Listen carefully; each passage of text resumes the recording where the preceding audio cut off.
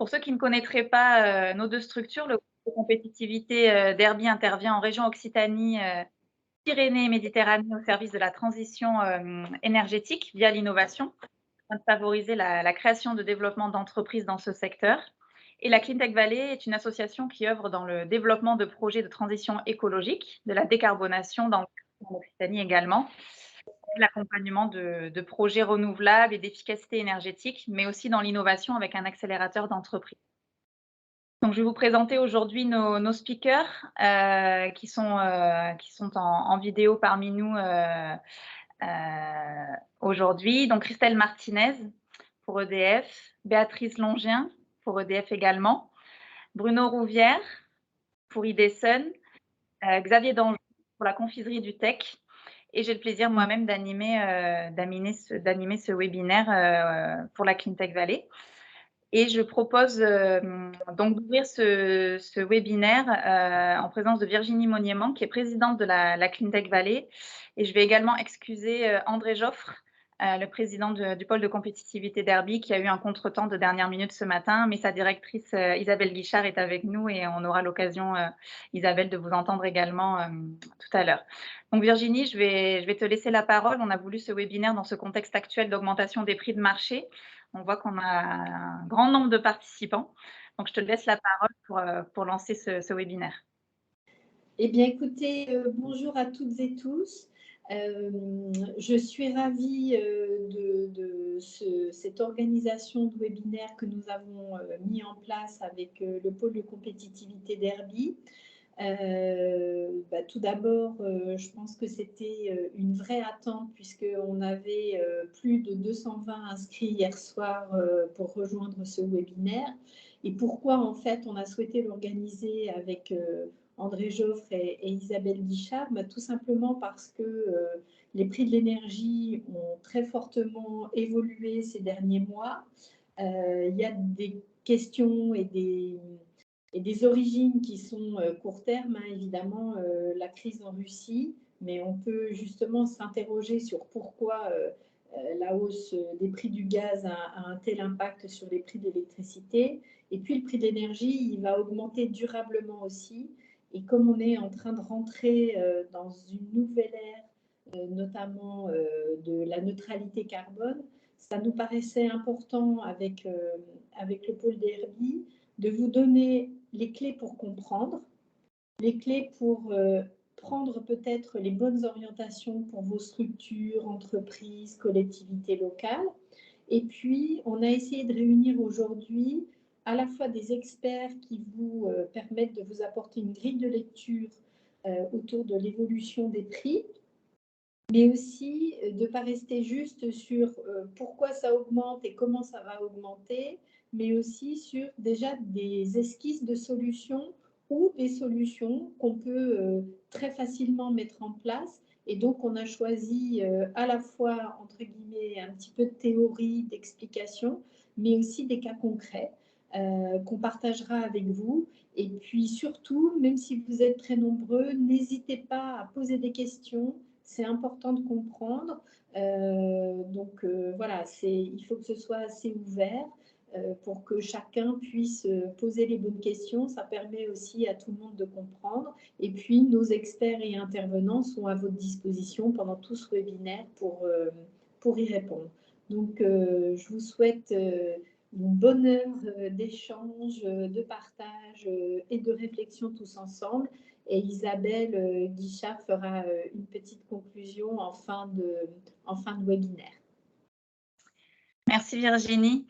Je vais rebondir sur ce que tu viens de dire. N'hésitez vraiment pas à poser des questions dans le chat ou en live. On va faire 2-3 moments d'échange et questions. On est là pour échanger avec vous et pas que pour délivrer de l'information. Donc, n'hésitez vraiment pas à le faire tout au long de la séance et on rassemblera les questions pour les poser au bon moment à nos intervenants. Je vous propose qu'on passe tout de suite dans le vif du sujet.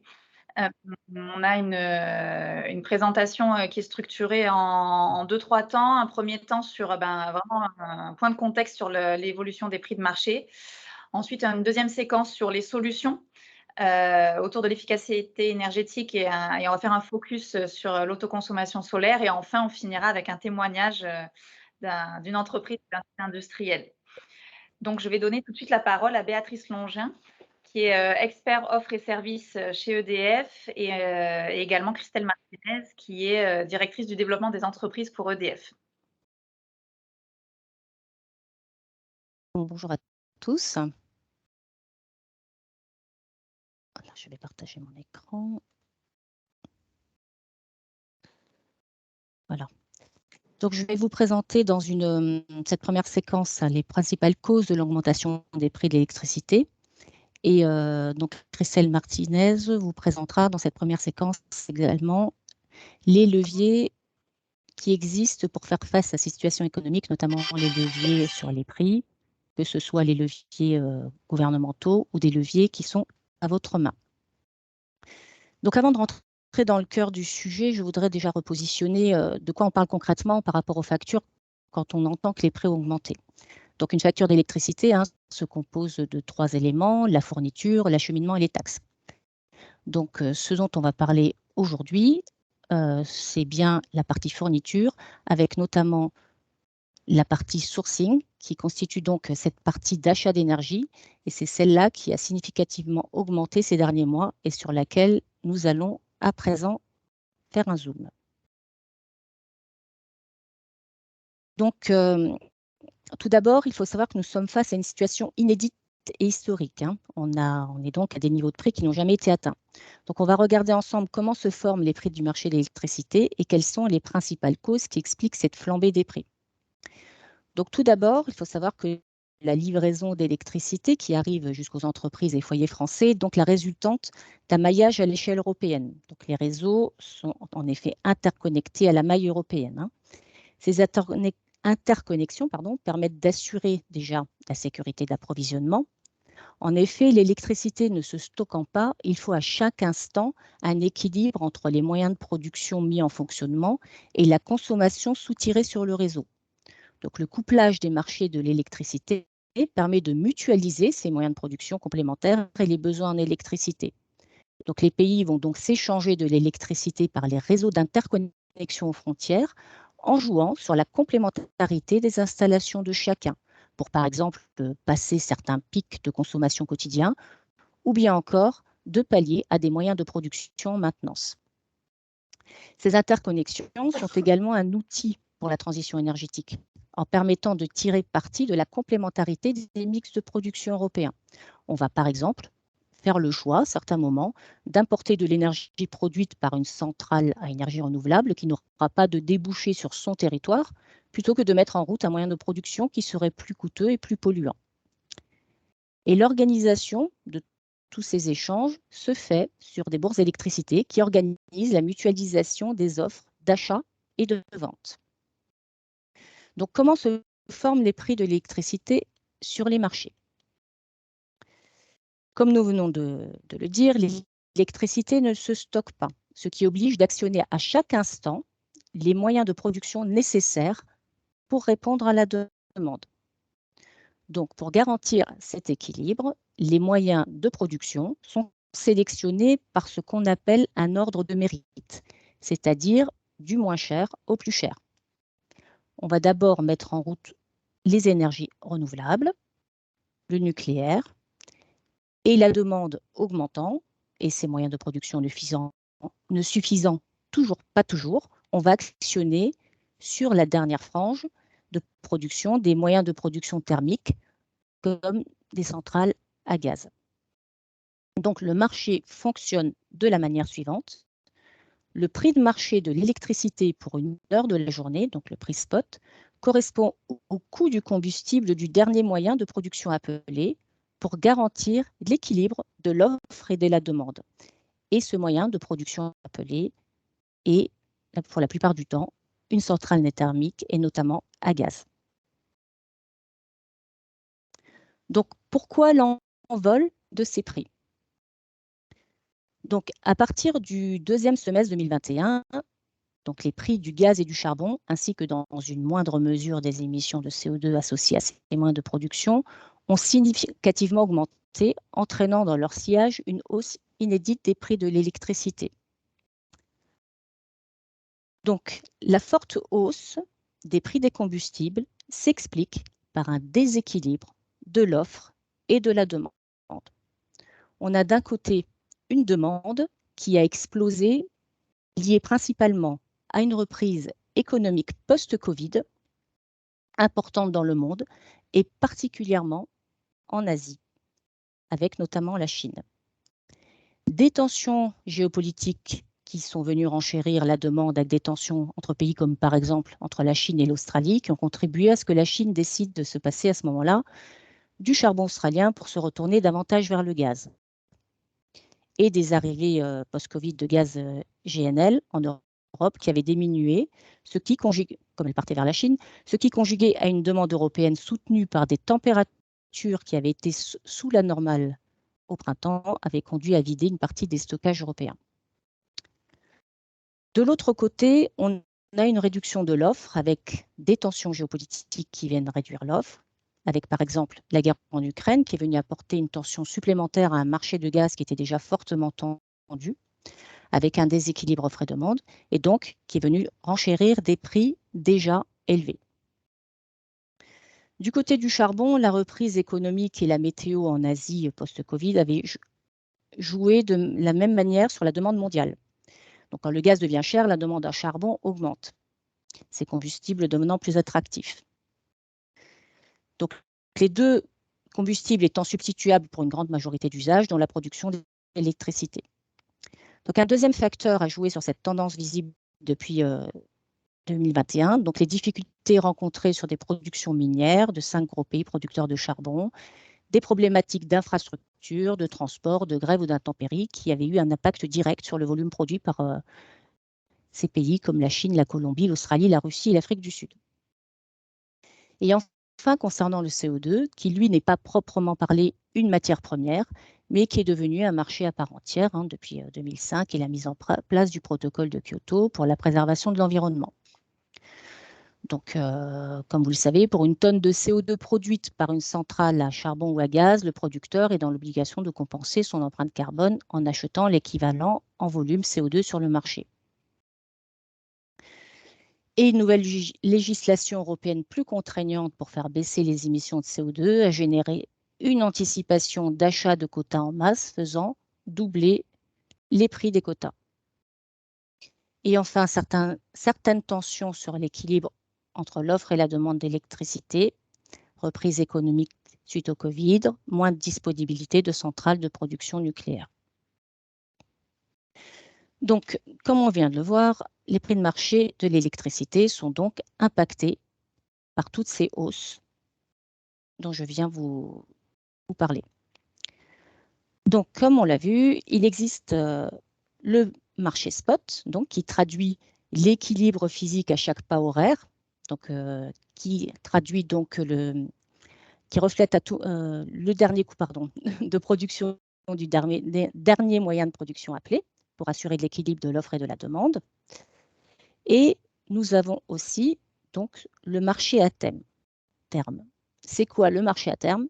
Le marché à terme, c'est l'anticipation de quel sera le prix spot moyen sur une période de livraison.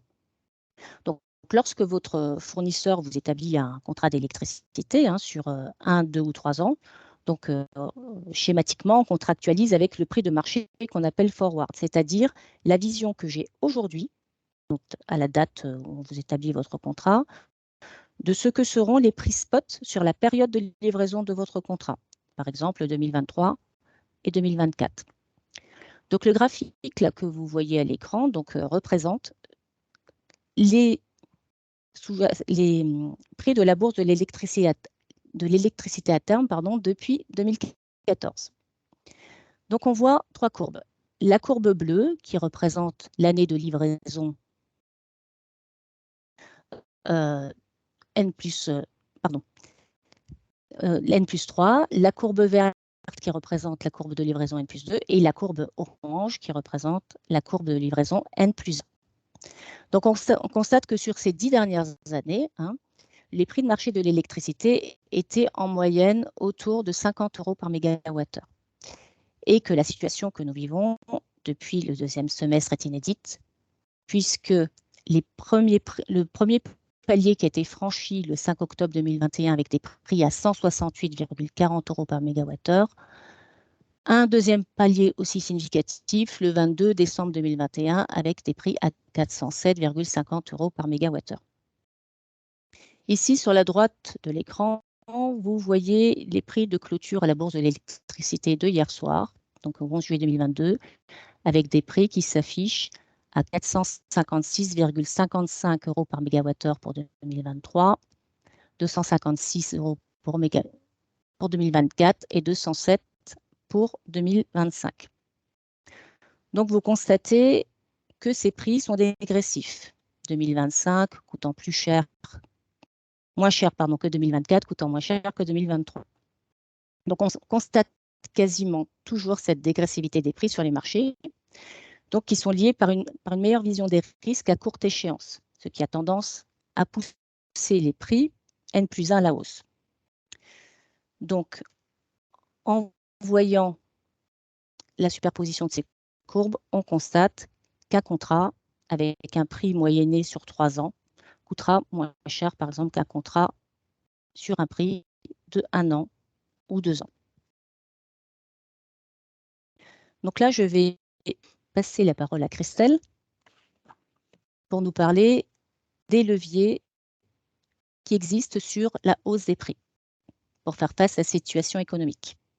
Bien, bonjour. Donc déjà pour répondre à la question de Laurent sur le chat, donc vous voyez bien que c'est bien aujourd'hui, si vous contractualisez sur 1 an, 2 ans, 3 ans, c'est le prix moyenné que vous allez payer et non pas forcément le prix spot quand vous contractualisez. Mais ce qui se passe aujourd'hui, ce qu'il faut retenir, hein, déjà, ce qu'on est en train de vivre sur le plan de l'énergie, c'est quelque chose qui est équivalent à ce qu'on a pu vivre dans les années 73 lors du premier choc pétrolier.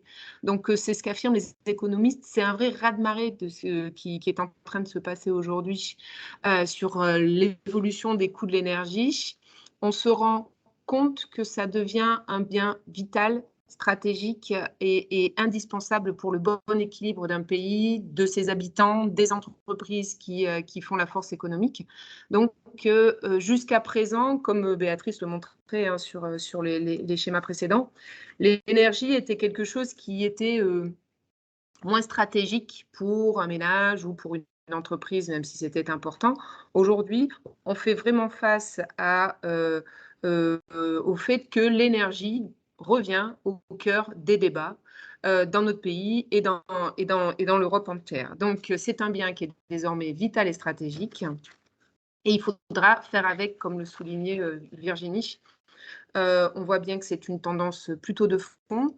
La stratégie, c'est la sécurité d'approvisionnement, comme le précisait Béatrice. Aujourd'hui, on produit en France, mais on est dans un contexte européen et c'est la force aussi hein, de notre système énergétique européen, c'est qu'on est tous solitaires et interdépendants. Donc, ce qui se passe en Allemagne, en Angleterre, a forcément parfois des répercussions sur ce qui se passe en France et inversement. On a pu voir aussi, à titre d'exemple, hein, qu'il y a eu un avant et un après cette flambée des prix également. Vous l'avez certainement vu, mais on a des fournisseurs d'énergie qui ont disparu. Je reprends mes petites notes, hein, mais au Royaume-Uni, par exemple, avec cette crise de l'énergie, il y a 60% des fournisseurs d'énergie qui ont disparu. En France, on en est loin. On a quelques fournisseurs qui se sont retrouvés en faillite. Le premier, ça a été Hydroption. On a un système de solidarité qui existe en France qui fait que vous avez toujours des fournisseurs de dernier recours. Pour l'électricité, ça va être, en gros, ce sont les fournisseurs historiques. Hein. Pour l'électricité, ça va être EDF et pour le gaz, ça va être Engie. Donc, un client qui se retrouve comme les clients d'Hydroption, qui du jour au lendemain n'ont plus de fournisseurs, EDF a joué son rôle de fournisseur de dernier recours et a récupéré ces clients-là, mais les conditions ne sont pas toujours les mêmes, c'est pas toujours la même chose, et pour une entreprise, ça peut être une vraie difficulté. Donc, on voit bien qu'aujourd'hui, l'aspect aussi stratégique et incontournable, c'est qu'un fournisseur d'énergie, ce qui est important à retenir, c'est voir quelle est sa politique de sourcing. On est là un peu aujourd'hui pour vous donner un peu de vision et de conseils. Hein. Donc, il y a cet aspect-là des choses. Un fournisseur d'énergie qui n'a pas sécurisé son sourcing, c'est potentiellement un risque pour vous, pour aujourd'hui, demain et peut-être après-demain.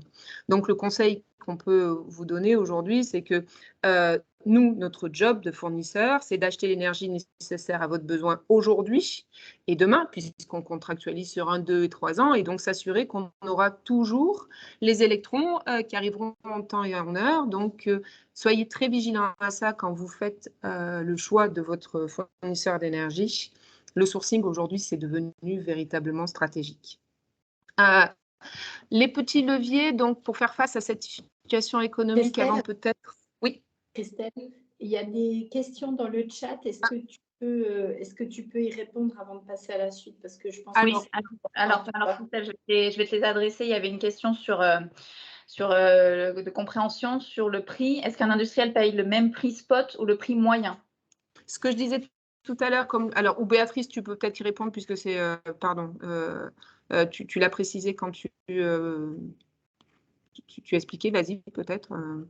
Disons que ce qu'on disait tout à l'heure, ce qui va constituer le prix de votre contrat, c'est effectivement se baser sur les prix forward, c'est-à-dire la vision que j'ai aujourd'hui des prix spot moyens qui seront sur la période de votre contrat.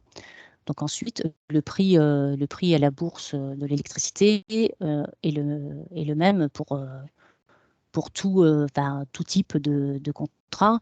Ensuite, ce qui va faire la différence, et ça, Christelle vous l'expliquera tout à l'heure, c'est après le type de contrat que vous allez contractualiser avec votre fournisseur. Il y a une autre question qui était plutôt sur le prix du kilowatt. Béatrice, tu as présenté une baisse d'ici 2025. Est-ce que c'est quelque chose qui est amené à être récurrent tous les 3 ans, ça baisse? Ou est-ce que là, c'est plutôt la vision pour les 3 années à venir, mais qu'on ne connaît pas la suite? Alors, il faut savoir que lorsque vous allez sur X, à la bourse de l'électricité, les prix changent tous les jours, tous les soirs. Aujourd'hui, nous avons les prix de marché de la clôture de hier soir. Donc, tous les jours, on a un prix baseload sur les 3 ans à venir, donc 2023, 2024, 2025. Donc, le prix que j'ai aujourd'hui, que je vous montrerai, qui était le prix de clôture de hier, ne sera pas le même que celui de demain, après-demain, etc. Et donc, cette vision à 3 ans, elle s'établit tous les jours. Et il est vrai que, sauf cas exceptionnel, on constate quasiment tout le temps que le prix de l'année N+1 sera plus cher que celui de l'année N+2, qui sera plus cher que celui de l'année N+3. Donc, celui de l'année N+1 étant plus cher parce qu'on a une meilleure visibilité des risques et des conjonctures qui font la détermination des prix. C'est pour ça que, et plus on va avancer, on va dire, sur l'année 2022, et plus on va avoir une vision, on va dire, précise, entre guillemets, de l'année 2023, et donc des prix de l'année 2023. Et une vision anticipée, mais ce n'est pas la vision réelle à l'instant T. Ce qui est réel, après, c'est le spot, c'est la livraison physique, c'est-à-dire l'échange, la garantie à chaque moment de l'équilibre offre et demande. Et donc, le prix spot, c'est la traduction physique de cet échange, de cette garantie de offre et demande. Une question complémentaire sur l'impact de la hausse des prix, peut-être liée au nucléaire. Est-ce qu'on peut évoquer un petit peu plus la situation au niveau du parc nucléaire avec quelques réacteurs en retrait du réseau actuellement? Tu veux plus. Christelle, je te laisse répondre. Donc aujourd'hui, effectivement, on a une douzaine de réacteurs nucléaires à l'arrêt. Certains le sont pour des raisons d'arrêt de tranche, de cause de maintenance. Quand on a subi la crise Covid, donc à partir de 2020, EDF avait annoncé qu'il y avait des arrêts de tranche qui étaient des arrêts de tranche donc sont donc des exercices obligés de sécurité, de vérification du bon fonctionnement de nos centrales, qui sont planifiés des années à l'avance. Et donc, sur 2020 et 2021, il y a des arrêts de tranche qui n'ont pas pu avoir lieu du fait du Covid, etc., etc. Et donc, on avait annoncé qu'on les décalerait. Donc, aujourd'hui, on se retrouve avec des réacteurs qui sont plus à l'arrêt que ce qui était prévu il y a 2 ans. Et parallèlement, on a aussi des réacteurs qui sont à l'arrêt parce qu'on a trouvé des soucis de corrosion sur une centrale et que donc aujourd'hui, on a tout mis à l'arrêt sur certaines autres centrales pour vérifier le potentiel problème de ces réacteurs. Ce qui fait qu'aujourd'hui, effectivement, Jean-Bernard Lévy l'a annoncé pas plus tard que le 11 juillet aux rencontres économiques d'Aix-en-Provence. Sur 2022, on a annoncé qu'on visait de produire en gros 300 TWh pour cette année. Donc, on devrait produire ce dont on a besoin, avec un système bien évidemment encore de solidarité. Je rappelle que quand on est surproducteur, eh ben, on est solidaire avec l'Allemagne, et quand on est sous-producteur, l'Allemagne, l'Italie, l'Espagne ou autres sont également solidaires. On est dans un système européen qui fonctionne, mais pour cette année, effectivement, nous on a annoncé que notre prévision serait de produire en gros 300 TWh. Voilà. Que ça répond. Si je peux juste, attends, je voudrais juste ajouter quelque chose, Delphine, par rapport à l'Allemagne. Aujourd'hui, les prix en France sont loin d'être plus importants que ceux de l'Allemagne. C'est vrai, je vois pas tout le chat, donc je le vois au fur et à mesure, donc c'est pas toujours simple. Mais donc ça, c'est important. Et il y a quand même un bouclier tarifaire qui a été mis en place en France. Et ce bouclier, il est partagé entre l'État et EDF, entre guillemets, en termes de charges financières. Et c'est ce qui permet au prix, même si on a une très forte hausse, d'être une hausse qui est moins impactante que dans tous les autres pays européens et même aux États-Unis. Et c'est ça qui explique aussi que l'inflation en France est un peu plus basse que celle de l'Allemagne ou des États-Unis. Et c'est d'ailleurs le slide suivant. Merci, voilà. Virginie. Belle transition. Où on voulait donc justement, après la présentation un peu de la fixation des coûts de l'électricité, parler un peu des axes qui existent. Donc sur la facture d'énergie, on a parlé de fourniture, et on voulait vous rappeler quelque chose d'un peu simple. Une facture, c'est du prix fois du volume. Et donc, on va vous parler de prix, on va vous parler de volume. Donc, sur le slide suivant, quelques petits sujets autour de comment agir sur les prix. Alors ça, c'est les mesures protectrices qui ont été mises en place par les pouvoirs publics aujourd'hui et hier également. Ce bouclier tarifaire qui a été mis en place donc jusqu'à fin 2022, où on limite pour les clients particuliers l'augmentation des tarifs de l'énergie à 4%. Et comme le soulignait Virginie Monnier-Mang, qui nous permet aujourd'hui d'avoir quand même un impact moindre sur les ménages de la hausse des tarifs de l'énergie. Une CSPE donc, qui a été ramenée à son taux minimal. Les entreprises jusqu'à présent payaient une CSPE jusqu'à 1 euro du mégawattheure, et de façon automatique, la CSPE aujourd'hui est redescendue donc à 0,5 pour les entreprises. C'est 22,5. Voilà. Regardez sur vos factures. En principe, ça se fait automatiquement. Les fournisseurs ont rabaissé ce taux de CSPE à ce niveau minimal. Tout le monde l'a fait, mais on ne sait jamais. On a parfois le médiateur de l'énergie qui a pu alerter sur certains fournisseurs qui n'avaient pas ramené et baissé ce taux de CSPE. Donc, regardez sur votre facture, mais aujourd'hui, votre facture, il doit apparaître cette baisse de la CSPE qui n'est pas négligeable pour les entreprises. Un dernier point, ce qui concerne, qu'on pourrait mettre dans le côté bouclier tarifaire, c'est un plan de résilience. Donc, le plan de résilience, qu'est-ce que c'est ? C'est un décret qui est sorti le 2 juillet donc de cette année, qui détaille les aides disponibles pour les entreprises qui sont grandes consommatrices de gaz et d'électricité. Excusez-moi, je lis un peu mes notes sur ce coup-là. C'est quoi une entreprise grande consommatrice selon ce décret? Je vous ai mis dans la conversation l'adresse. Voilà, où vous pourrez aller chercher les informations. Donc, l'entreprise grande consommatrice, c'est l'entreprise qui est potentiellement éligible si ses dépenses d'énergie représentent au moins 3% du chiffre d'affaires réalisé en 2021. Donc, si le coût de l'énergie a un impact véritable sur votre chiffre d'affaires.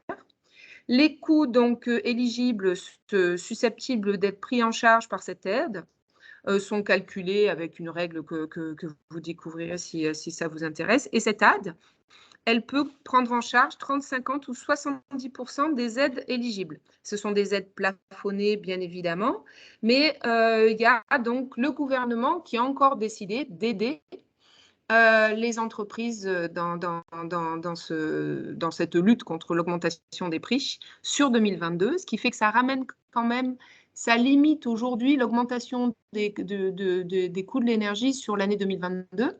On n'a pas de vision sur 2023 de façon très franche, hein.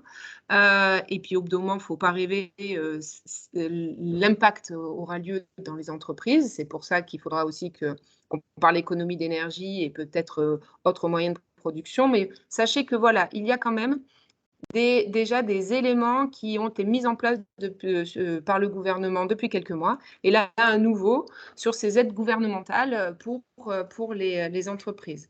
Un autre petit point aussi, et là, c'est l'effort conjoint entre EDF et l'État, sur l'AREN. Alors, l'AREN, je ne sais pas, je pense que vous connaissez tous, mais rapidement, hein, l'AREN, ça veut dire accès réglementé à l'électricité nucléaire historique. En gros, depuis 2012, les fournisseurs alternatifs peuvent se sourcer auprès d'EDF nucléaire pour 100 TWh par an, en gros, à un prix qui est fixé à 42 € du mégawattheure.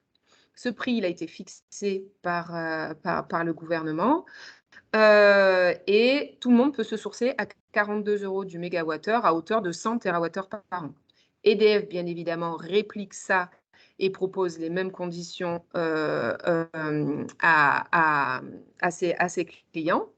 Et donc, ce sont des tarifs qui sont bien évidemment sacrément privilégiés. Et aujourd'hui, le gouvernement a demandé donc à EDF Production de mettre 20 TWh d'AREN supplémentaires à disposition des fournisseurs alternatifs pour l'année 2022. Et là non plus à 42, mais à 46,2 € du mégawattheure. Ça reste des prix de cession qui sont très, très intéressants pour les fournisseurs et pour leurs clients. Et donc, aujourd'hui, ça va permettre aussi de réguler en partie ou de maîtriser en partie cette augmentation des tarifs de l'énergie. Voilà. L'écrêtement AREN, comment il fonctionne par client? En fait, ce qui se passe, c'est que quand un fournisseur d'énergie vous propose un contrat, il y a une partie de ce contrat qui est en AREN, donc en aide en accès réglementé à l'électricité nucléaire historique. Et donc, tous les fournisseurs d'énergie demandent de l'AREN. Je vous fais un peu basiquement, et puis peut-être Béatrice le fera un peu plus techniquement. Mais tous les fournisseurs d'énergie demandent de l'AREN pour leurs clients, d'accord, et c'est capé en règle générale à 100 TWh.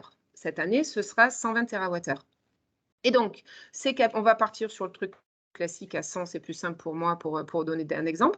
Donc, tous les fournisseurs d'énergie demandent 100 TWh. Et à la fin de l'année, soit au 1er décembre, EDF fait le compte et dit, bah, tiens, cette année, on ne m'a pas demandé 100, on m'a demandé 150. Je dis n'importe quoi. On m'a demandé 150. Et donc, l'État écrète le montant de l'AREN à tous ses fournisseurs et lui dit, ben, toi, tu avais demandé 30, et ben, tu n'auras que 20 pour respecter ce quota des 100 TWh. Et donc, et ensuite, les fournisseurs sur l'AREN qui n'ont pas pu sourcer doivent aller chercher sur le marché le delta qui leur manque. Voilà comment ça se passe. Donc, jusqu'à la fin jusqu'en gros, pendant 10 mois, les fournisseurs demandent. Et ensuite, il y a un couperet qui tombe ou pas. Jusqu'à aujourd'hui, le couperet tombait assez peu au niveau de l'Arenh, parce que vous l'avez vu tout à l'heure sur le schéma de Béatrice, le coût de l'énergie étant assez bas, et on était plutôt autour de 50 € du mégawattheure. Donc, il n'y avait pas trop d'appel à l'Arenh et ça se régulait. Cette année, sur 2021, quand les prix de l'énergie, vous avez vu, ont commencé à décoller dans le courant de l'année 2021, là, il y a eu beaucoup de demandes d'Arenh et à partir du 1er décembre, quand le couperet Arenh, on va dire, de façon un peu basique, est tombé, c'est là que les fournisseurs ont dû aller se sourcer sur le marché pour le manque à gagner qu'ils avaient. Et c'est là que le coût de l'énergie a eu un vrai impact aussi sur les contrats. Est-ce que c'est assez clair? C'est toujours un peu compliqué de parler d'Arenh là-dessus, mais voilà. Et qu'implique pour il y a une question, Christelle, qui dit qu'implique pour EDF ce supplément d'Arenh de 20 TWh sur le plan technique et financier?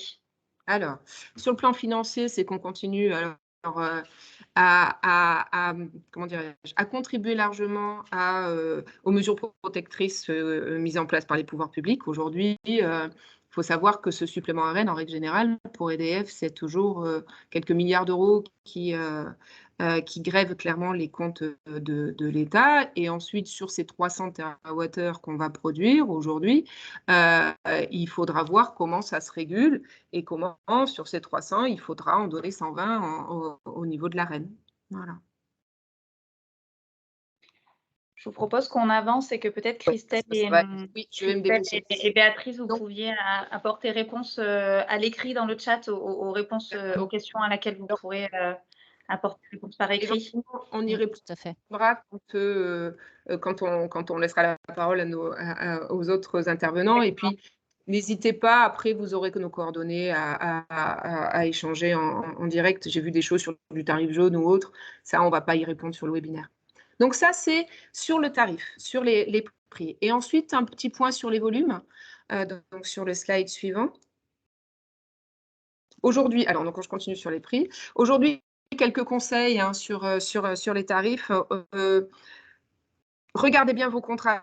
Jusqu'à présent, le coût de l'énergie n'étant pas forcément quelque chose de central ou de si stratégique que ça, on voit bien que parfois les clients n'avaient pas une vraie vision de leur contrat, de leur prix, des choses comme ça. Donc, n'hésitez pas à faire un point sur votre contrat, n'hésitez pas à anticiper votre contrat, on l'a vu.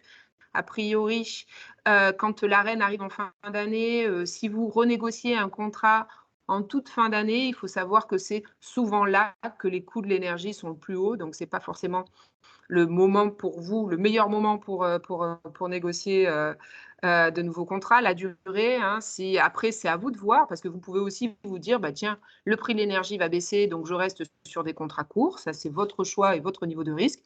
D'autres peuvent être plus prudents et se dire, je contractualise sur 1, 2 ou 3 ans, enfin sur 3 ans, et ça va me permettre un peu de réguler, de moyenner mes coûts. L'optimisation des prix. Aujourd'hui, on voit encore que la puissance souscrite, parfois, n'est pas forcément adaptée à vos besoins. Elle est parfois sous-dimensionnée ou surdimensionnée et ça vous apporte donc du surcoût en termes de consommation. Donc, il y a toujours ces petits points-là.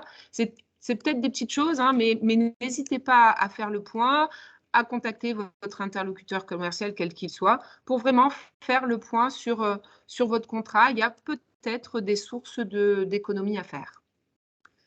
Je vais aller vite pour laisser la place au suivant. Et ensuite, sur les volumes, donc, comme je le disais, le kilowattheure le moins cher, c'est celui qu'on ne consomme pas. Donc, quelques idées un peu fortes, mais à chaque fois qu'on va chez un client et qu'on fait le point sur son activité, sur son process, sur son fonctionnement, on trouve toujours des économies d'énergie.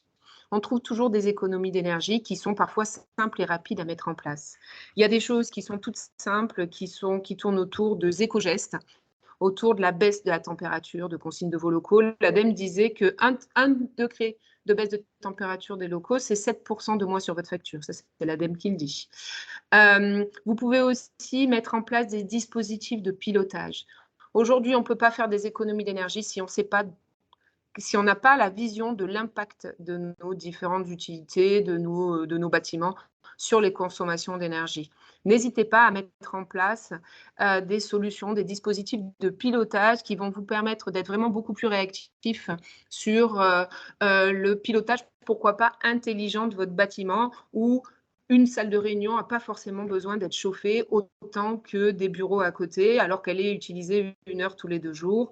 Donc, il existe des solutions simples et pratiques à mettre en place et qui peuvent vraiment vous permettre de mieux consommer votre énergie. Donc, le pilotage et le suivi des consommations d'énergie, c'est le premier pas. Ensuite, la performance énergétique, notamment chez les industriels aujourd'hui, et chez d'autres aussi, hein, mais aujourd'hui, il existe des sujets qui peuvent être améliorés sur le plan de la performance énergétique. Vous avez parfois des groupes froids qui génèrent du chaud et c'est de la chaleur qui est perdue. On peut récupérer cette chaleur fatale, on peut l'optimiser et l'utiliser pour votre entreprise. Il existe des accompagnements via des certificats d'économie d'énergie, mais aussi le plan de relance. S'il y a bien un sujet en ce moment qui est potentiellement finançable, c'est la performance énergétique grâce au plan de relance, grâce à la volonté du gouvernement d'aider. Donc, n'hésitez pas à vous faire aider là-dessus, à contacter votre conseiller et votre fournisseur d'énergie. Il y a des solutions qui existent dans ce domaine-là. Et le financement, c'est vraiment, vraiment important. Je vais un peu vite pour vraiment laisser la place aux autres intervenants.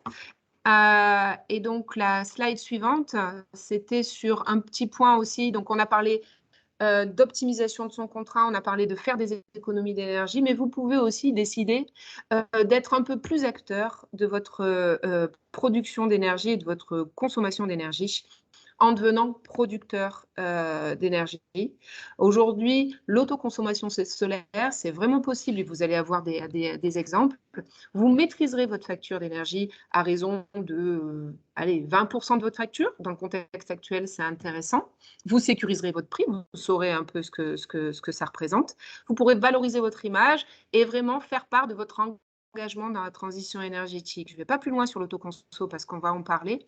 Mais aujourd'hui, c'est vraiment le moment de se poser sur ces solutions d'autoconsommation. Les producteurs d'énergie peuvent vous faire des propositions, nous comme d'autres, mais gardez ça en tête. Aujourd'hui, l'autoconsommation, c'est possible et ça vous permettra vraiment de maîtriser votre facture.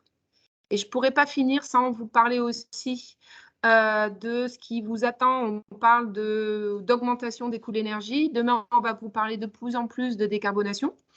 Certains d'entre vous sont déjà peut-être soumis à un décret qui s'appelle le décret tertiaire, qui concerne toutes les entreprises qui ont au moins 1000 m², donc de surface tertiaire dans leur activité, et qui doivent apporter la preuve qu'elles ont mis en place un plan d'action de diminution de leur impact CO2 pour les 10, 20 ou 30 années à venir, avec un plan d'action, avec des travaux qui permettent d'améliorer la performance énergétique.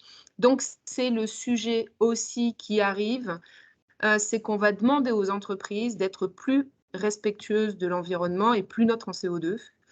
Nous, EDF, bien évidemment, ça fait partie de notre ADN et de notre raison d'être d'accompagner à la décarbonation. Mais vraiment, demain, le triptyque qui sera intéressant pour vous, comme pour la planète, hein, c'est vraiment agir sur votre performance énergétique, à agir sur votre impact carbone et mettre en place des solutions de décarbonation qui sont aussi potentiellement des solutions qui vous permettront de gagner de l'argent ou en tous les cas d'en économiser. Je ne sais pas si vous allez en gagner, mais vous pourrez au moins en économiser.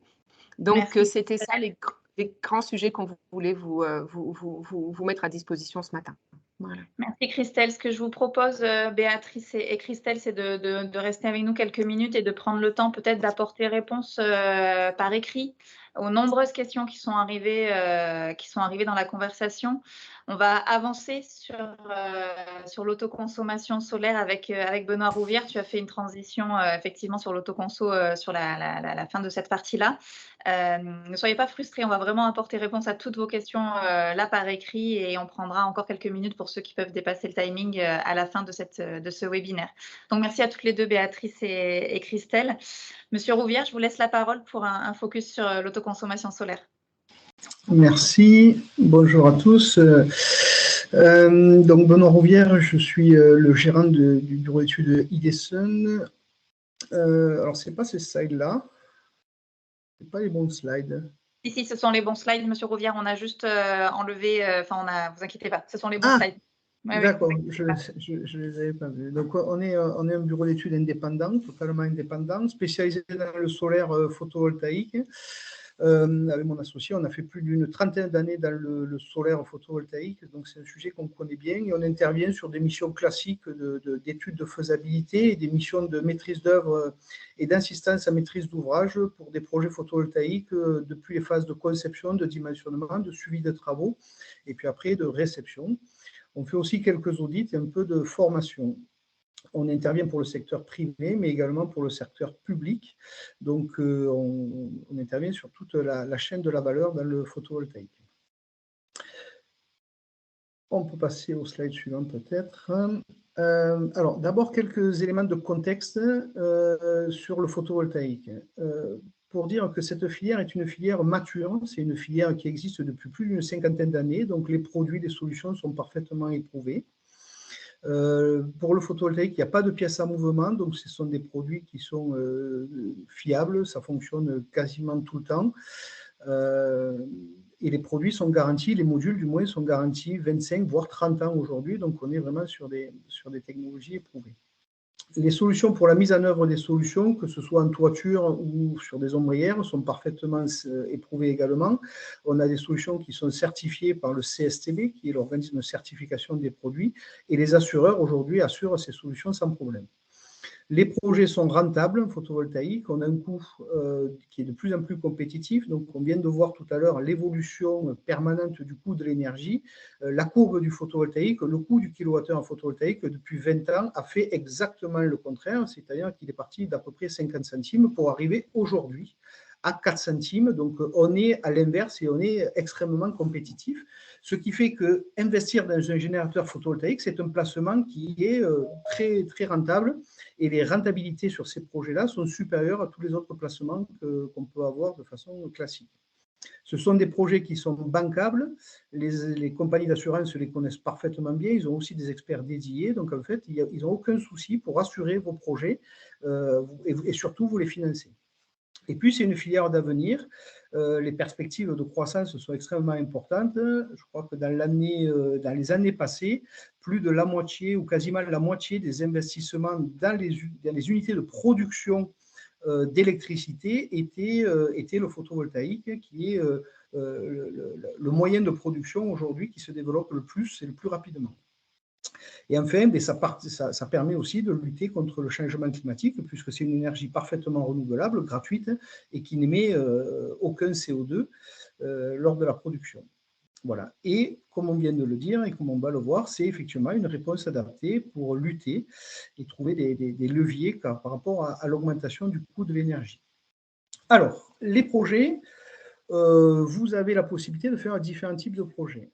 Effectivement, l'autoconsommation, avec ou sans revente du surplus, on y reviendra, mais vous pouvez aussi faire des projets en vente, alors en fonction de l'adéquation de votre consommation par rapport à votre production, ou si vous êtes sur un site sur lequel il n'y a pas de consommation, on peut aussi faire des projets en vente, et aujourd'hui, sur les grosses centrales, le modèle en vente est quand même encore très, très dominant. Qui investit ? Ça a été aussi évoqué, donc soit vous, propriétaire de bâtiment, vous pouvez investir vous-même dans une centrale photovoltaïque, qu'elle soit à vous, vous allez l'exploiter et vous allez soit générer des économies sur vos factures d'électricité, soit générer des revenus si vous vendez l'électricité. Ou vous pouvez aussi faire appel à un tiers investisseur, qui va être des sociétés spécialisées, il y en a beaucoup aujourd'hui en France, qui vont vous proposer d'installer eux-mêmes un générateur sur votre toiture ou votre parking, vont vous louer le toit ou le parking, ils vont eux-mêmes exploiter et ensuite, ils vont soit vous verser un loyer, si eux font un projet en vente, soit si vous êtes dans un business model en autoconsommation, eh bien, ils vont vous vendre une énergie à un tarif qui va être inférieur au tarif du prix de marché, avec des formules qui sont plus ou moins variables, avec des parties fixes, des parties variables. Donc, il y a tout un tas de solutions, mais il y a une offre assez importante de tiers investisseurs aujourd'hui. Où en mettre? Vous pouvez en mettre sur des ombrières, vous le voyez tous autour de vous, notamment sur les supermarchés.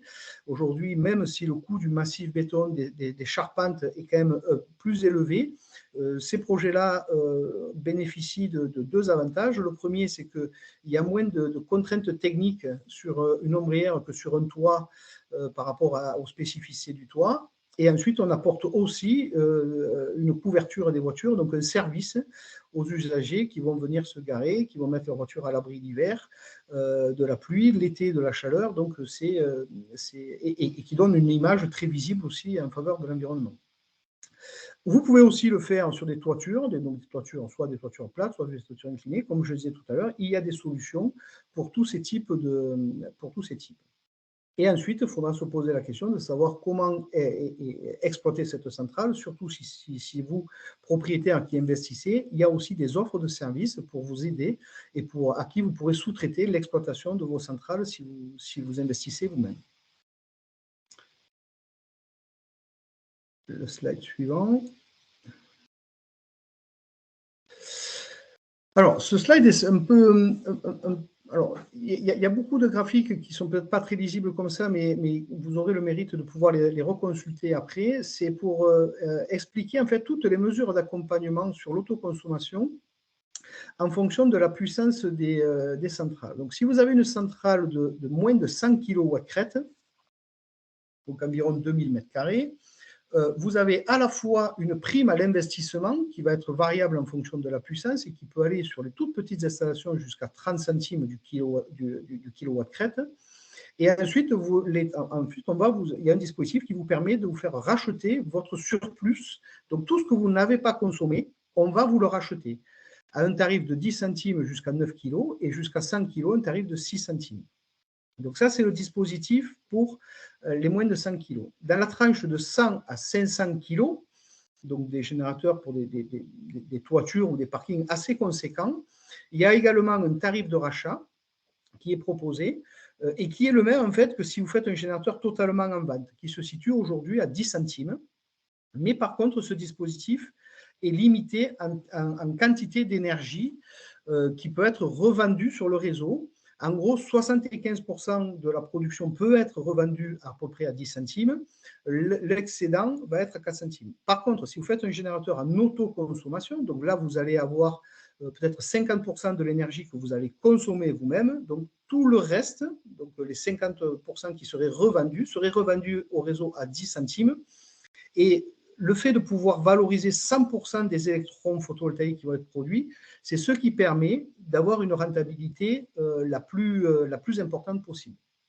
Ensuite, si vous êtes sur des très grandes surfaces de toiture ou d'ombrière, le dispositif est complètement différent. C'est vous participez aux appels d'offres. Donc, en fait, vous proposez un projet qui va être mis en concurrence avec tous les autres projets. Ce sont des appels d'offres qui sont gérés par la CRE. Et ceux qui vont demander le complément de rémunération pour l'énergie, l'excédent, le plus faible, vont gagner les projets. Bon, ce sont des projets quand même qui sont relativement complexes et qui sont vraiment destinés à des très très grandes surfaces. Et ensuite, pour les petits générateurs, donc jusqu'à 100 kg, il y a aussi une prime à l'intégration, c'est-à-dire que si votre système s'intègre parfaitement dans votre toiture, suivant des critères qui sont définis, vous pouvez aussi avoir une bonification qui va aussi à l'investissement. Donc, vous avez une aide à l'investissement qui peut aller jusqu'à 3 000 €, par exemple, pour un générateur de 5 kg. Alors, voilà. Alors, un point qui est important, vous avez compris qu'en fait, vous allez produire de l'énergie. Cette énergie, soit vous allez la consommer vous-même, soit l'excédent va être vendu. Et quand il va être vendu à des tarifs qui sont différents en fonction de la puissance et en fonction notamment de la puissance. Alors, sur ces différentes courbes-là, on a matérialisé différents cas de figure avec une consommation du site qui est en rouge sur les graphiques et la production photovoltaïque qui est en jaune plus en bleu. Sur les deux premiers graphiques, on voit que 100% de la production photovoltaïque est consommée sur le site. Donc, le taux d'autoconsommation, c'est-à-dire la part du photovoltaïque qui est consommée par rapport à celle qui est réinjectée sur le réseau, est de 100%, puisque 100% de l'énergie est autoconsommée. Sur les deux autres graphiques, et notamment le dernier, on voit qu'il y a beaucoup d'énergie, celle qui est en bleu sur le graphique, qui va être réinjectée au réseau et donc revendue sur le réseau. Et l'autoconsommation, c'est-à-dire la part du photovoltaïque qui va être consommée sur le site, n'est que de 45%. Et donc ça, au-delà des flux énergétiques, va avoir un impact financier sur la rentabilité, puisque les tarifs de valorisation du jaune et du bleu ne sont pas les mêmes, puisque le jaune, ça va être des réductions de vos coûts variables d'électricité, de coûts d'achat d'électricité. On va voir après qu'aujourd'hui, ils sont à un certain niveau et ils vont aussi augmenter, comme on l'a vu précédemment. Alors que le bleu, ça va être un tarif fixe qui va être à 6 centimes si on est inférieur à 100 kg, qui va être à 10 centimes si on est supérieur à 100 kg, donc en fait, et qui va être fixe sur les 30 ans ou 25 ans du projet. Voilà, et puis après, le taux d'autoproduction, donc c'est ce que représente le photovoltaïque sur votre consommation globale. Si on regarde le deuxième cas, par exemple, on voit que le photovoltaïque représente une part assez mineure de la consommation du site. Donc, ça représente à peu près 22%. Sur le premier, on voit que le photovoltaïque va représenter une part significative, donc on peut monter jusqu'à 40% d'énergie. Alors ça, c'est une courbe particulière avec un site sur lequel la consommation se fait essentiellement en journée, mais ce sont des sites qu'on rencontre. Voilà.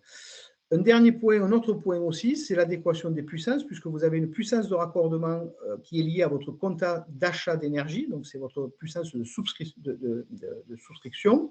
Et ensuite, vous avez un contrat d'achat pour le raccordement, pour la vente.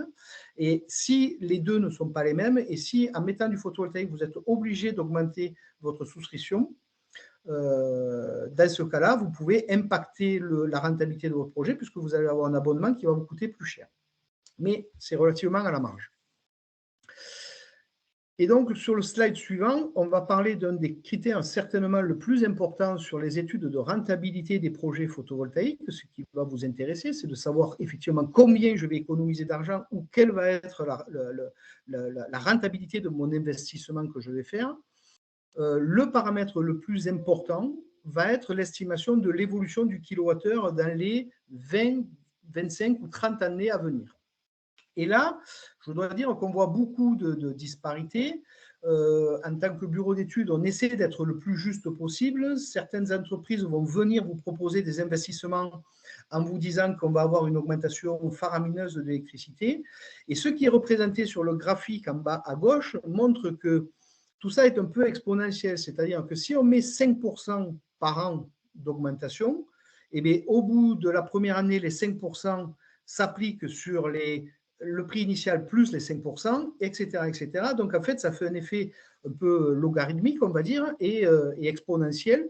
Donc, en fait, il faut faire très attention aux paramètres qui sont pris dans les simulations, parce que si on regarde dans ce cas, 5% par an, au bout de 25 ans, on arrive à plus de 30 centimes du kilowattheure, alors qu'on a commencé avec un kilowattheure qui était sur la part variable du kilowattheure à 10 centimes. Et c'est ce qui va faire la bascule et c'est ce qui va vous faire apparaître des TRI qui pourraient être assez élevés ou exagérés. Alors, si on regarde sur le cas concret qu'on présente ici, c'est un générateur qu'on a fait, les TRI qui sont calculés, c'est un générateur qu'on a fait pour les pompiers à Vaillocès, une installation de 225 kW-crête. Leur coût d'achat de l'électricité était de 9,5 centimes du kilowattheure. Alors, il faut noter que sur ce site-là, les pompiers récupèrent la TVA sur l'électricité, ce qui est le cas le moins favorable, parce que quand on ne récupère pas la TVA, eh bien, en produisant et en autoconsommant une partie de ces kilowattheures, on économise aussi la TVA qu'on ne paye pas. Quand on la récupère, eh bien, la TVA s'efface en fait dans les deux cas. Et ensuite, le tarif de vente, c'était à 9,8 centimes sur les 1100 heures. Donc, ce que j'expliquais avant, c'est sur la part, une certaine partie. de l'énergie qui va être valorisée à ce tarif-là. Mais comme on est en autoconsommation, en fait, c'est sur 9,8 centimes pour tout. Et on obtient les TRI qui sont sur le tableau, qui sont mentionnés en bas. Donc, si on voit en autoconsommation à 3% par an, on est à 7,5%. Si on fait le même générateur, les mêmes coûts d'investissement de CAPEX, les mêmes coûts d'OPEX, mais qu'on prend une augmentation du coût de l'électricité de 5% par an, on va être à 10% de TRI. Et puis, si on fait quelque chose que nous, on aime bien faire, parce qu'on pense que c'est ce qui est à peu près le plus juste, c'est-à-dire une augmentation assez forte de 5% les premières années, puis une réduction de l'augmentation à 3% sur les années restantes, on obtient un TRI qui est à peu près de 8,5%. Donc, ce sont des TRI projets hors investissement, en considérant la totalité de la somme investie, à 8,5%. Donc, ce sont des TRI qui sont très intéressants. Et dans tous les cas, qui sont supérieurs à des TRI en vente sur ce cas-là. Et ça s'explique par le fait que même si à T0, en fait, le coût de l'électricité est à peu près égal, le coût de l'électricité qu'on économise est à peu près égal au coût de l'énergie qu'on pourrait vendre, et bien comme le coût de l'électricité dans les années à venir va augmenter, c'est ce qui permet d'avoir une rentabilité bien plus importante sur les projets en autoconsommation. Le slide suivant. Alors, un petit focus sur les bons projets. Donc, nous, en tant que bureau d'études, quand on intervient sur un site ou qu'on prend contact avec un client, on va assez rapidement savoir s'il va être très favorable pour réaliser un projet ou moins favorable. Le premier point, si vous envisagez d'installer vos générateurs sur les toitures, c'est est-ce que votre toiture est prête pour le photovoltaïque? En gros, est-ce qu'elle est PV-ready, comme on dit? Donc, si après des investigations, on s'aperçoit qu'il faut faire des renforts de charpente, ou alors que la toiture doit être rénovée et qu'elle n'est pas adaptée, forcément, ça va vous engendrer des coûts additionnels qui vont, si vous les rentrez dans l'investissement, vont vous plomber un peu la rentabilité. Par contre, si on est sur une toiture neuve qui a été dimensionnée pour, ou alors si on est sur un toit qui vient d'être rénové et que la rénovation a pris en compte le fait qu'elle soit compatible pour le photovoltaïque, là, vous êtes dans des cas hyper favorables et je peux vous garantir que votre investissement sera extrêmement rentable. Ensuite, il faut regarder s'il n'y a pas des ombrages, bien évidemment, soit des ombrages proches, c'est-à-dire sur le toit, s'il n'y a pas trop de cages d'ascenseur ou de cheminées qui vont créer des ombrages proches. Mais ça, on sait aussi implanter des solutions pour éviter ces ombrages-là. Et puis après, s'il n'y a pas à proximité du site ou de façon lointaine des montagnes ou des arbres ou d'autres bâtiments qui vont porter atteinte et qui vont vous faire de l'ombre et ce qui réduira d'autant votre production. Concernant les ombrières, le principal sujet, ça va être la nature du sol et à quelle profondeur on va rentrer, on va accéder au sol stable pour pouvoir poser les fondations. Si vous avez des études de sol sur vos parkings, on peut très facilement regarder tout ça et vous valider si vous êtes sur un cas extrêmement favorable. Après, l'impact, ça va être qu'on va faire un massif béton plus important qui va coûter un peu plus cher, mais même dans ce cas-là, les projets généralement en parking sont rentables. Et ensuite, comme ça a été dit précédemment, on va regarder votre consommation par rapport à la courbe de production. Est-ce que vous produisez toute l'année? Est-ce qu'il y a des périodes pendant 2, 3, 4 semaines, l'usine est arrêtée ou le site est arrêté pendant les congés d'été, par exemple? Est-ce qu'on produit le samedi? Est-ce qu'on consomme le samedi? Est-ce qu'on consomme le dimanche? Donc, en fait, on va faire une étude d'autoconsommation sur laquelle on va prendre vos consommations, on va mettre en place le profil de production du photovoltaïque et grâce à ça, on va calculer une rentabilité fine de votre projet. Voilà. Et effectivement, plus vous payez cher l'électricité, plus le projet sera rentable. Alors, en conclusion, on pourrait dire que le générateur photovoltaïque, qu'il soit en ombrière ou en toiture, est un investissement qui peut déjà être nécessaire, parce que comme ça l'a été dit précédemment, il y a à la fois le décret tertiaire qui va vous obliger à réduire, enfin, certains d'entre vous, à réduire vos consommations d'énergie, et le fait de faire un générateur en autoconsommation vient effacer une partie de ces consommations et donc vous permet d'atteindre vos obligations du décret tertiaire. Et puis après, il y a aussi la loi climat résilience qui fait que sur tous les bâtiments neufs de plus de 500 ou 1000 m² suivant les cas, il y a obligation d'avoir une couverture photovoltaïque. Et donc ça, c'est les obligations légales. C'est un projet qui va être rentable, surtout si votre terrain ou votre toiture s'y prête, comme je l'ai évoqué précédemment. fiable puisque le projet, les solutions sont matures. Et en plus, si vous avez été accompagné et que le projet a été bien construit, bien étudié, bien construit, il n'y a aucune raison que ça se passe mal. C'est un investissement qui va être sur du long terme puisque les modules, comme je disais, sont garantis 30 ans. Donc, en autoconsommation, vous allez effacer sur vos factures d'électricité pendant au moins 35 ans, peut-être même plus, des kilowattheures qui seront produits par votre générateur photovoltaïque. Et puis, bien évidemment, vous devenez un acteur de la transition écologique. Vous pouvez le faire savoir à vos clients par différents biais et c'est toujours bon pour l'image de marque de vos sociétés. Voilà, donc en résumé, n'hésitez pas à vous faire accompagner pour étudier déjà dans un premier temps la faisabilité de votre projet et puis en fonction de ça, on pourra éventuellement, nous on est à votre service en tous les cas si vous le souhaitez, vous accompagner et vous dire si c'est très opportun et puis si vous décidez de lancer le projet, de vous accompagner jusqu'à la fin et le succès de vos projets. Voilà, je vous remercie et puis je suis à votre disposition pour répondre à des questions. Oui, bon, merci Monsieur Rouvière. Je vous propose qu'on fasse l'illustration avec le témoignage de Xavier d'Anjou et qu'on recense les questions sur justement tout ce qui est autoconsommation photovoltaïque. Donc, Monsieur d'Anjou, on a encore 120 personnes de connectées avec nous. Je vous laisse la parole parce que vous vous êtes lancé dans un projet qui est d'actualité. Je vous laisse le présenter à nos participants et on reprend les questions après. Parfait. Bonjour, Xavier d'Anjou. Donc, je dirige une entreprise dans le domaine de l'agroalimentaire à Perpignan, à Cabestany très précisément.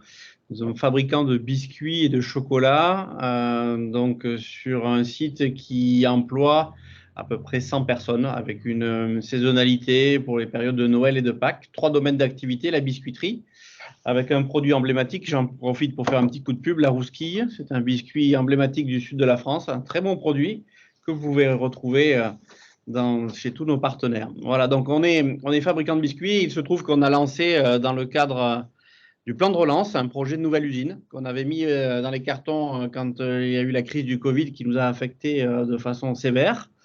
Et à travers le plan de relance, on a pu bénéficier d'un accompagnement et on a décidé de finalement lancer notre projet de nouvelle usine. Aujourd'hui, à l'heure où je vous parle, on est en phase de réalisation des toitures et l'installation de notre projet photovoltaïque interviendra à la fin du mois d'août.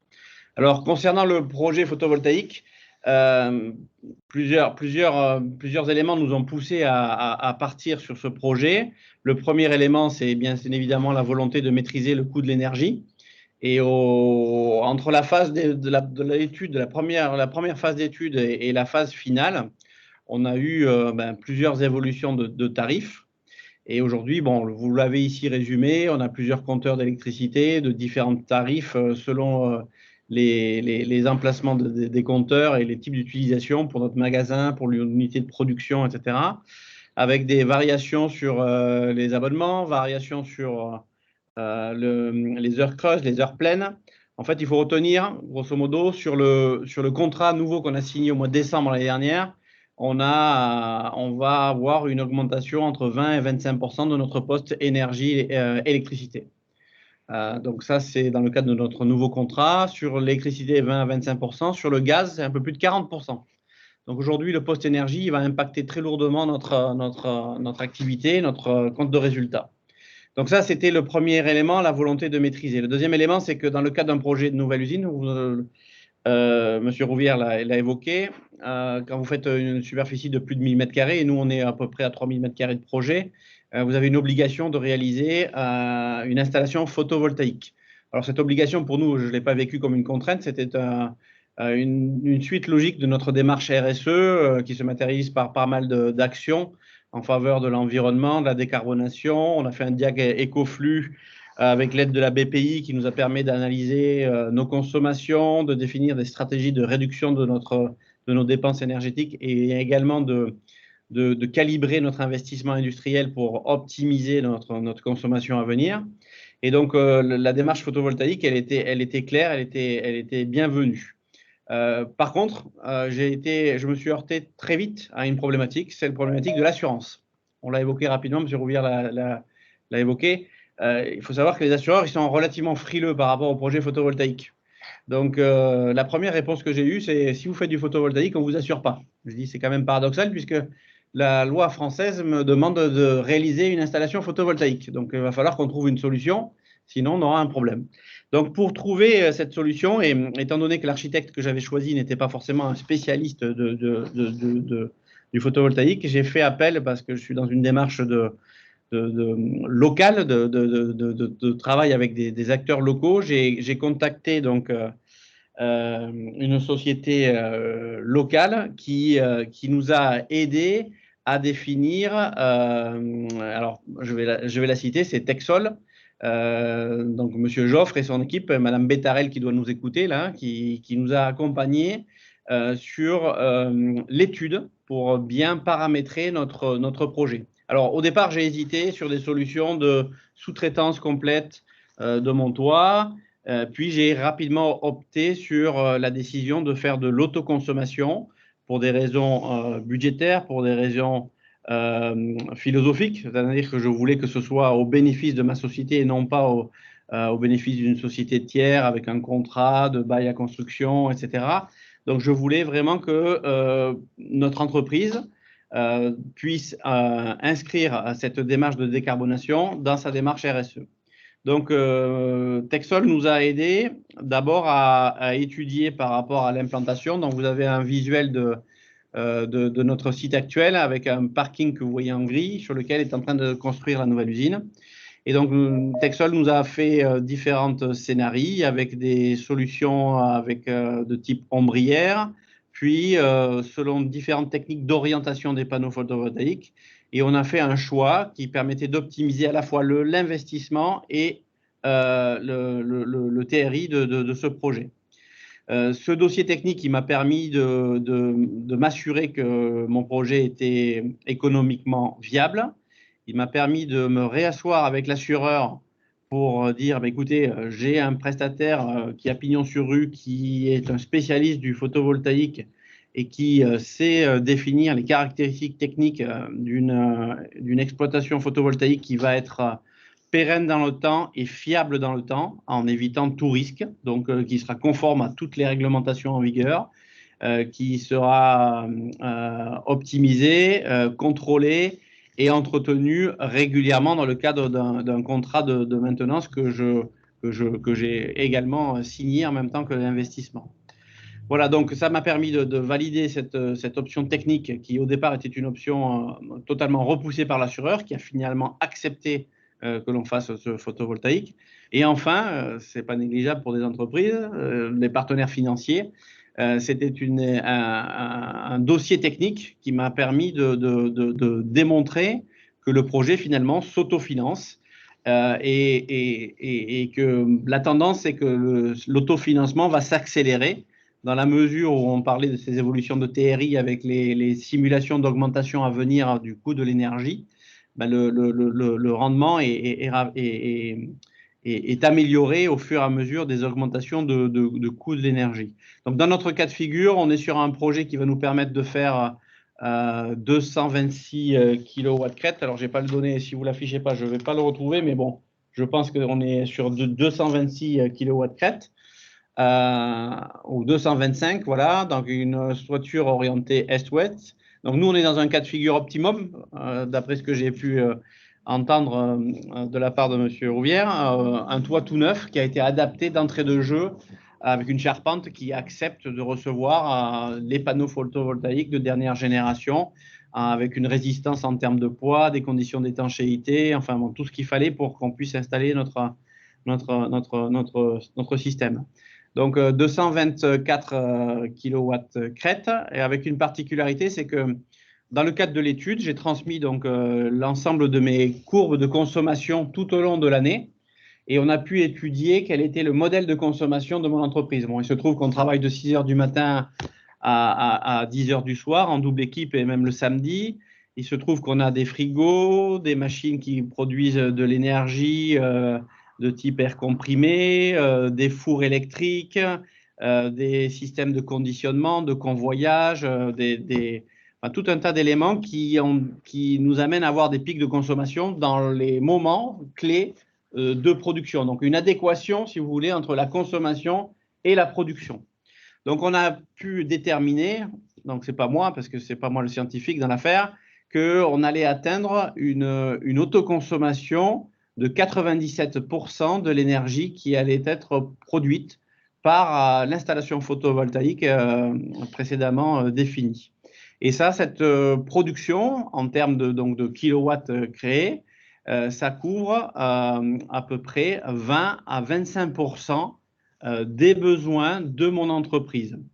Alors là, j'espère que j'aurai le double effet qui se coule, c'est-à-dire que si les prix continuent à augmenter, mon économie sera d'autant plus grande. Le problème restera entier en termes de dépenses, donc il faudra trouver encore d'autres solutions. Mais par ailleurs, comme je vais pouvoir, avec la nouvelle usine, optimiser mes consommations, j'espère que on arrivera à couvrir d'autant plus de besoins, c'est-à-dire réduire mes besoins, couvrir davantage de besoins par un système d'autoproduction optimisé. Donc là, vous avez quelques données sur les énergies produites et le TRI. Voilà, donc on est dans nos cas de figure sur un investissement qui va se rentabiliser entre 6 et 10 ans. Dans la mesure où il faut tenir compte d'un certain nombre de paramètres. D'abord, il y a les frais d'études de l'installation. Moi, j'ai demandé un partenariat j'ai signé un partenariat avec Texol pour avoir une étude préalable et une maîtrise d'ouvrage pour garantir à la fois que les travaux se feront vraiment selon le cahier des charges, avec un PV de réception et ensuite un contrat de maintenance pour pouvoir piloter la performance de mon système et pouvoir intervenir dessus de façon à éviter qu'on ait des baisses d'efficacité trop importantes, même si aujourd'hui, je crois que les nouvelles installations offrent des garanties sur une longue période. Donc, ce contrat va nous permettre donc de piloter notre installation et d'afficher vis-à-vis aussi de l'ensemble de notre environnement, hein, nos salariés, nos clients, les clients qui vont venir visiter notre entreprise puisqu'elle sera dotée d'un circuit de visite, ils vont pouvoir valoriser également d'un point de vue communication, marketing, le fait que nos productions seront faites avec une énergie propre que nous produirons nous-mêmes sur nos toits. Voilà, donc c'est un projet qui a pris un certain temps, hein. On a eu entre le moment où on a commencé l'étude et le moment où on a pris la décision, c'est-à-dire où on a conduit notre appel d'offres. On a fait intervenir 3 sociétés qui ont postulé pour répondre à notre cahier des charges. Et là, c'était bien pratique puisque Texol nous a bâti un cahier des charges qui a permis vraiment de définir la nature des panneaux photovoltaïques que nous souhaitions, le positionnement des onduleurs, etc., pour être en parfaite conformité avec l'ensemble des exigences qui nous avaient été transmises, notamment par l'assureur. À titre d'exemple, l'assureur a maintenu une position ferme sur le fait qu'il ne voulait pas d'onduleurs sur le toit. Et il voulait des installations paramétrées avec un onduleur dans un système ventilé accessible en cas de problème sur le parking. Voilà, donc tout ça, ça a été défini en un peu moins de 12 mois. Et normalement, à la fin du mois d'août, j'aurai le plaisir de voir un partenaire également local, qui est la Sotranasa, qui va nous installer notre système photovoltaïque. Et nous devrions pouvoir commencer à produire notre énergie. Alors, on a un peu de chance, on est à Perpignan, donc on est dans une zone extrêmement ensoleillée. Donc, on commencera à produire à partir du mois d'octobre prochain. Voilà, je suis à votre disposition si vous avez des questions. Voilà, vous dire que, de par la nature technique du projet, de par les implications légales et relationnelles avec les assureurs, je pense qu'il est fortement conseillé de s'associer à un cabinet expert pour bâtir sa stratégie, garantir la pertinence de ses choix et afficher une solution technique performante et durable dans le temps. Voilà, c'est le choix que j'ai fait en sélectionnant Texol pour des raisons de proximité, puisque je suis à 20 km de cette société et que Pour la petite histoire, notre investissement de nouvelle usine, 4 millions d'euros d'investissement, il va être fait à 95% sur une zone d'intervenants qui sont situés à moins de 100 km, à moins de 100 km de notre usine. Donc, je vends des produits locaux, je fais travailler des sociétés locales. Ça, c'est une philosophie personnelle. Merci, Monsieur Danjou, pour votre partage de témoignages. Vous avez des félicitations de quelques participants sur ce beau projet local.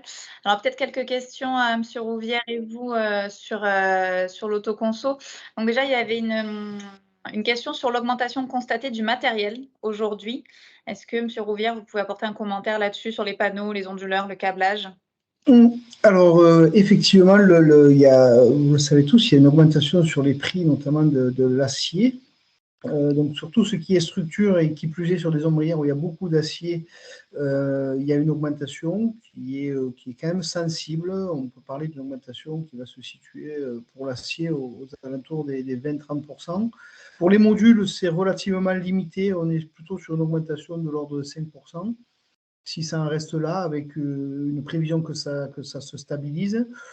Sur un projet global, on va constater, parce qu'après il y a tout ce qui est coût de main-d'œuvre, de mise en œuvre, d'électricité, les onduleurs n'ont pas trop souffert des augmentations, donc on pourrait dire aux alentours de 10, entre 5 et 15% en fonction des configurations.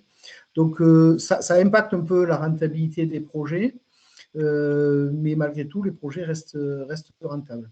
Après, là où il faut être vigilant dans tous les cas et bien anticiper, c'est que ces crises-là impactent sur les coûts, mais impactent aussi sur les délais d'approvisionnement de certaines pièces.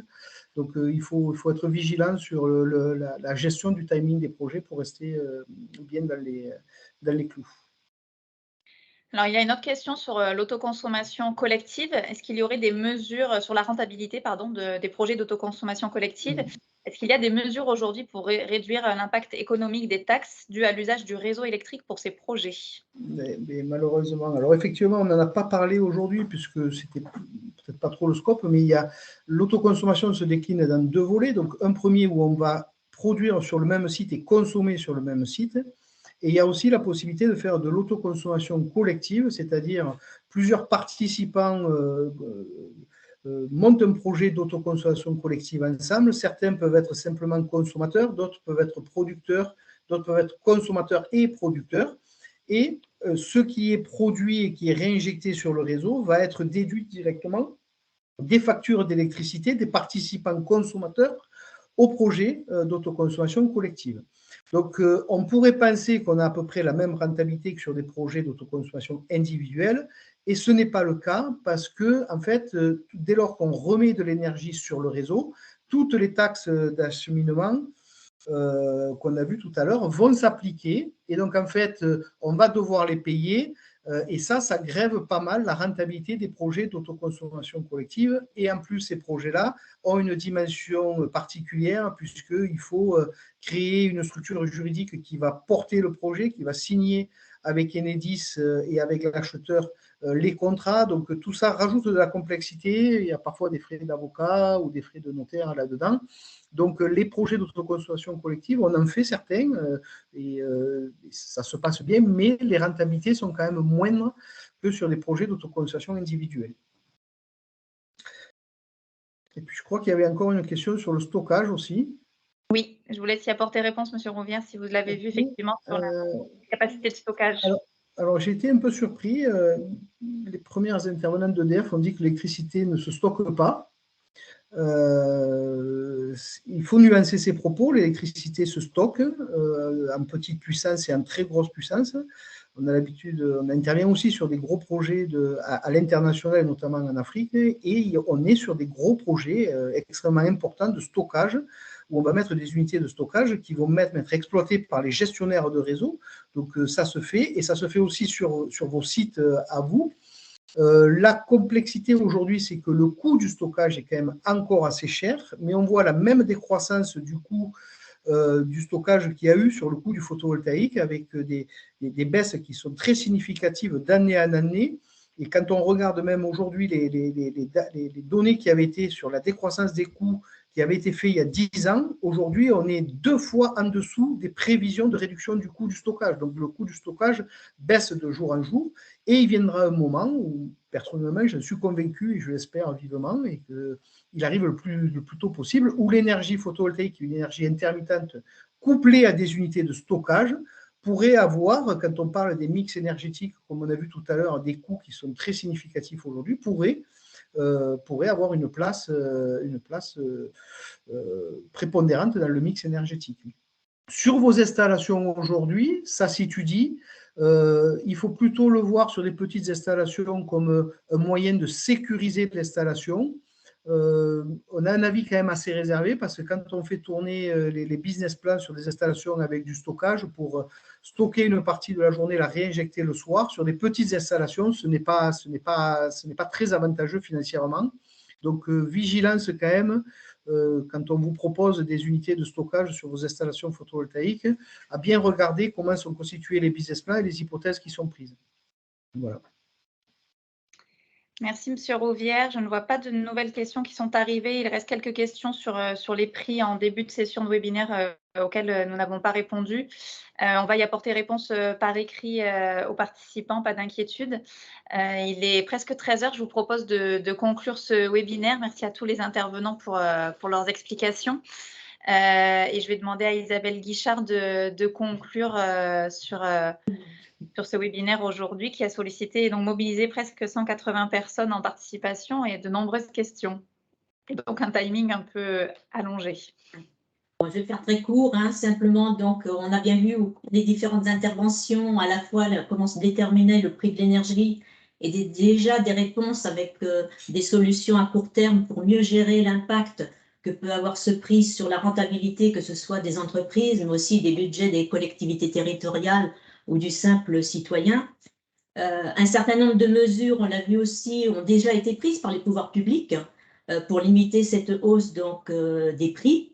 À la fois, là aussi, pour les citoyens, hein, avec notamment, je pense, pour les foyers précaires à des chèques énergie, mais également tout ce qui tourne autour de la rénovation énergétique des habitations, un plan de résilience pour les industriels, hein.